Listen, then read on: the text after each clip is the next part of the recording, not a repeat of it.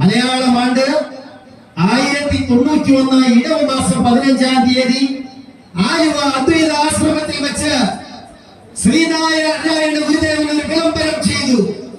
എന്താണ് വിളംബരം? നാം ഒരു പ്രത്യേക ജാതിയിലോ മതവിഭാഗത്തിലോ ഉൾപ്പെടുന്നില്ല എന്ന്.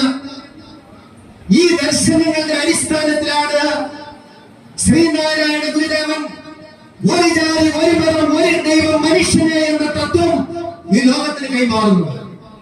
ഇതിൽ പരം ഒരു തത്വം ഒരു ലോക ഗുരുക്കന്മാരും നൽകിയിട്ടില്ല എന്നതാണ് എടുത്തു പറയേണ്ടത്.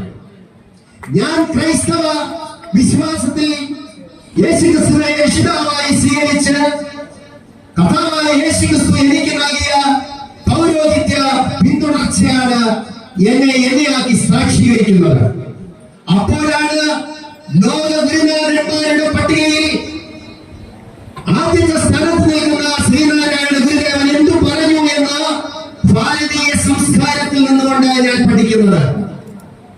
AD 52 മാർത്തോമാ ശ്ലീഹ ഇവിടെ വന്ന് ക്രൈസ്തവ സഭ നട്ടുവളർത്തിയപ്പോൾ ഈ ഹൈന്ദവ സംസ്കാരത്തിലുള്ള നാട്ടുരാജാക്കന്മാരും വിശ്വാസവിധികളായ ഈ ഭാജനങ്ങളും രണ്ട് കൈകൊണ്ടും അത് സ്വീകരിച്ചു.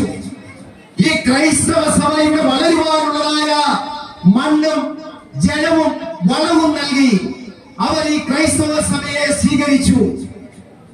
എടുത്തു പറയത്തക്ക കാര്യമാണ്, ഇന്നോളം വരെ എന്റെ ക്രൈസ്തവ സഹോദരങ്ങൾ ഈ ക്രൈസ്തവ സഭയ്ക്ക് വേണ്ടതായ എല്ലാ മാർഗവും വഴിതെളിച്ചു തന്നവരാണ്.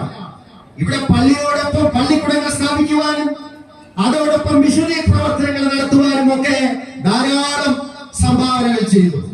ഫാദർ വൈദ്യങ്ങള് ഈ ഗുരുദേവ സന്നിധിയിൽ നിന്നും പറയുകയാണ്, മത പരിവർത്തനമല്ല ഇപ്പോൾ ഇവിടെ വേണ്ടത്, മത സഹോദര്യമാണ് വേണ്ടത്. ഈ ഗുരുതത്വങ്ങളാണ് ഇന്ന് ലോകത്തിൽ ഉയരേണ്ടത്.